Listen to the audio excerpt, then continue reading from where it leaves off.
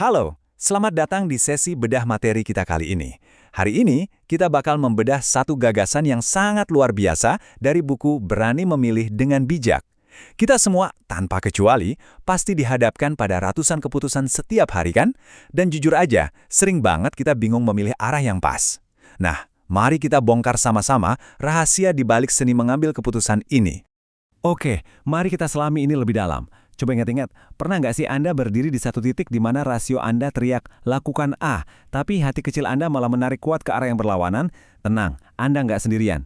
Kita semua sering banget merasa terjebak di antara hitungan untung rugi yang sangat dingin dan gejolak emosi yang, membingungkan. Ini tuh konflik abadi umat manusia, dan cara kita menyelesaikannya benar-benar menentukan kemana arah hidup kita bakal bermuara. Coba deh, bayangkan diri Anda sebagai seorang musafir di persimpangan jalan ini. Hidup itu, pada dasarnya, adalah serangkaian persimpangan. Kebebasan terbesar kita, seperti yang pernah dikatakan oleh Viktor Frankl, bukanlah terbebas dari kondisi eksternal, melainkan kekuatan untuk memilih sikap kita sendiri.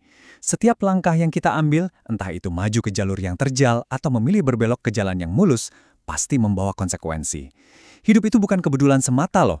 Hidup adalah akumulasi dari pilihan-pilihan yang kita buat setiap harinya. Nah, ngomong-ngomong soal pilihan, ada kutipan dari Aristoteles yang menurut saya sangat menohok. Dia bilang, kita adalah apa yang kita lakukan berulang kali. Coba deh, resapi kalimat itu sebentar. Pilihan itu bukan cuma kejadian sesaat, tapi ibarat cetak biru dari karakter Anda. Apakah Anda memilih untuk bangun lebih pagi, atau memilih untuk bersabar waktu lagi emosi? Percaya deh, keputusan harian sekecil apapun itu sebenarnya adalah kemudi yang perlahan, tapi pasti sedang menggeser lintasan masa depan Anda. Sekarang, kita masuk ke metafora utama dari materi ini. Penulis mengibaratkan rasa atau emosi kita dan pikir atau logika kita itu persis seperti dua sayap burung. Logikanya begini, supaya burung bisa terbang seimbang dan sampai ke tujuan, kedua sayapnya kan harus mengepak bersamaan. Kalau Anda cuma mengandalkan logika, keputusan Anda bakal terasa sangat dingin, kaku, dan seolah kehilangan sisi kemanusiaannya. Tapi sebaliknya, kalau cuma mengikuti emosi aja, Anda bakal gampang banget terseret arus dan kehilangan arah yang realistis. Psikolog Daniel Kahneman memetakan hal ini ke dalam dua sistem berpikir. Sistem pertama itu intuisi dan emosi kita. Kerjanya cepat, responsif, dan berlandaskan empati. Nah, sistem kedua itu logika kita. Terstruktur, lambat, tapi sangat analitis. Masalah terbesarnya adalah kita sering banget memusuhi salah satunya. Padahal, murni mengandalkan intuisi bisa bikin kita gegabah, tapi kalau memikirkan semuanya secara analitis yang lambat itu, kita bisa kehilangan momentum berharga. Jadi, harmoni di antara keduanya itu kunci mutlak. Nah, apa yang benar-benar menarik dari slide ini adalah, ternyata pikiran rasional kita yang sering diagung-agungkan itu juga rawan terkena yang namanya bias kognitif. Contohnya, ada bias konfirmasi, di mana kita cuma mencari informasi yang membenarkan keinginan kita aja. Terus ada bias ketersediaan dan anchoring, yang bikin kita gampang banget tertipu sama informasi pertama yang kita dengar. Ini jadi peringatan keras buat kita ya, bahwa pikiran rasional yang tidak dikalibrasi dengan kepekaan emosi, itu bisa berubah jadi pedang bermata dua yang justru menyesatkan. Terus solusinya gimana dong? Disinilah konsep the golden mean atau titik tengah keemasan itu muncul. Tapi ini bukan berarti kita cuma kompromi setengah-setengah secara asal-asalan ya. Titik tengah ini adalah keseimbangan matang yang benar-benar harus kita capai. Bagaimana kita bisa menemukan ruang di mana kita tahu kapan harus mempercayai intuisi yang cepat itu, dan kapan kita harus menarik napas panjang, menunda kepuasan sesaat, dan menggunakan logika reflektif kita secara bertenaga. Menariknya, filsafat klasik punya istilah khusus loh buat titik tengah ini, yaitu pronesis, atau kebijaksanaan praktis. Pronesis ini bukan sekedar menjadi orang pintar. Kalau pintar kan berarti kita tahu secara teknis apa yang harus dilakukan. Tapi menjadi bijaksana atau memiliki pronesis ini adalah kemampuan menggabungkan kepekaan moral dari hati Anda dengan kalkulasi rasional dari otak Anda, lalu kemudian bertindak berdasarkan perpaduan cantik dari keduanya. Dan ini mengilustrasikan dengan sangat brilian apa yang terjadi pada Kapten Sully di tahun 2009 lalu. Bayangkan, waktu mesin pesawatnya mati total, logika teknis di atas kertas mungkin menyuruh dia untuk putar balik ke bandara, walaupun persentase suksesnya kecil banget. Tapi, intuisi dan pengalaman panjangnya sebagai pilot langsung teriak kalau itu sangat tidak mungkin dilakukan. Harmoni antara analisis cepat dan kepekaan intuisi inilah yang membawa dia berani mengambil keputusan darurat untuk mendarat di Sungai Hudson. Hasilnya, beliau sukses menyelamatkan 155 nyawa, luar biasa kan? Ya, tentu saja. Kita kan tidak setiap hari harus mendaratkan pesawat di sungai ya. Jadi mari kita tarik konsep ini ke dilema kita sehari-hari, yaitu seni berkata tidak. Jujur aja, kita sering banget dibombardir sama tuntutan, ekspektasi, bahkan tekanan sosial.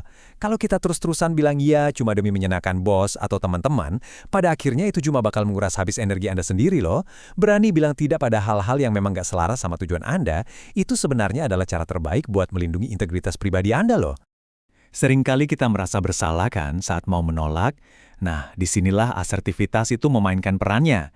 Asertivitas itu bukan berarti kita jadi egois loh, sama sekali bukan.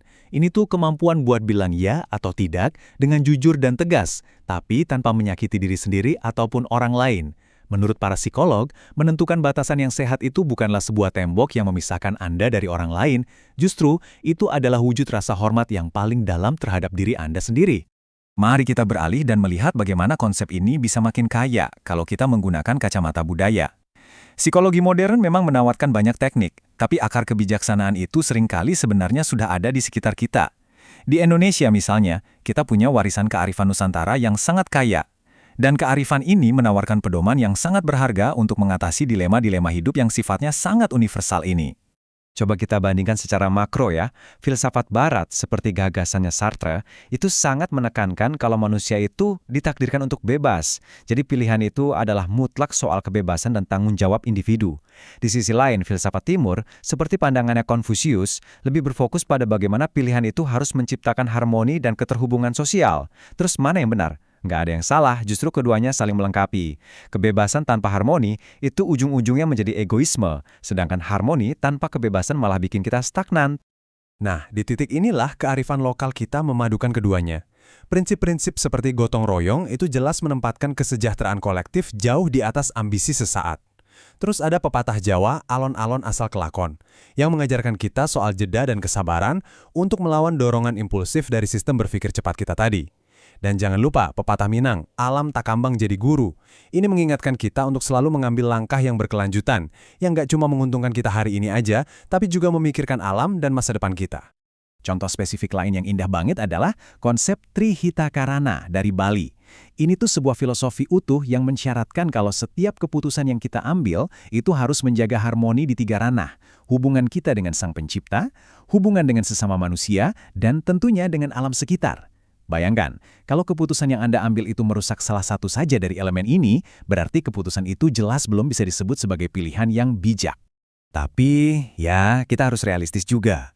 Sebaik apapun kita menimbang-nimbang, pasti bakal ada saatnya di mana hasil yang terjadi itu benar-benar di luar kendali kita. Rencana berantakan, ekspektasi hancur lebur. Saat-saat seperti inilah, kita sangat membutuhkan sabuk pengaman psikologis yang paling kuat, yaitu penerimaan yang ikhlas. Ikhlas ini adalah sebuah konsep luar biasa yang bisa melembutkan kerasnya realitas hidup, apalagi pas badai masalah lagi datang menerjang. Jadi, poin krusial yang perlu kita pahami adalah ikhlas itu bukanlah sikap menyerah pasrah karena kita lemah. Ikhlas itu justru sebuah kekuatan batin yang sangat aktif loh. Ini adalah keputusan sadar untuk menerima kenyataan tanpa keluhan yang malah bikin jiwa kita lelah. Ini soal melepaskan cengkraman ego yang selalu gatel ingin mengendalikan segalanya. Dengan mengikhlaskan hal-hal yang memang sudah tidak bisa diubah, Anda sebenarnya sedang membebaskan energi mental Anda supaya bisa fokus penuh ke apa yang masih bisa diperbaiki ke depannya. Dan menyambung dari soal ikhlas tadi, penerimaan ini kadang membawa kita pada satu keputusan yang logis banget, tapi jujur butuh keberanian yang sangat besar, yaitu keputusan untuk berhenti, atau dalam psikologi sering disebut strategic quitting. Melepaskan sesuatu yang sudah nggak sejalan lagi sama nilai hidup, atau kesehatan mental Anda, itu bukan sebuah kegagalan kok. Malah terkadang, memilih buat berhenti secara strategis adalah langkah yang paling berani, supaya kita bisa memberi ruang untuk hal-hal baru yang jauh lebih bermakna. Buat membantu Anda menavigasi masa-masa sulit setelah mengambil keputusan yang berat, ada satu kerangka dari Viktor Frankl yang menurut saya sangat-sangat praktis. Pertama, kesadaran. Maksudnya, kenali dan akuilah apa yang lagi terjadi dan apa yang sebenarnya Anda rasakan saat ini. Kedua, penerimaan. Berdamailah dengan fakta yang ada di depan mata tanpa harus melawannya secara destruktif. Dan yang ketiga, tindakan. Ambil langkah kecil saja, tapi pasti dan bermakna ke depan. 3 tahap simpel ini bakal memastikan Anda tidak cuma berdiri lumpuh kebingungan di persimpangan jalan. Pada akhirnya, kehidupan memang gak akan pernah berhenti memberikan kita persimpangan-persimpangan yang baru. Anda dan saya bakal terus dihadapkan pada dilema-dilema yang menantang. Jadi pertanyaannya sekarang, saat Anda nanti berdiri di persimpangan kehidupan Anda yang berikutnya, sayap mana yang bakal Anda pakai? Apakah Anda cuma mau mengepakkan logika yang dingin? Atau hanya menuruti emosi yang liar? Atau mampukah Anda mengepakkan keduanya secara bersamaan? Dan terbang menuju keputusan yang bukan cuma bijak, tapi juga menenangkan jiwa Anda? Pilihan itu pastinya sepenuhnya ada di tangan Anda. Sampai jumpa di sesi bedah materi berikutnya, dan terima kasih banyak sudah menyimak.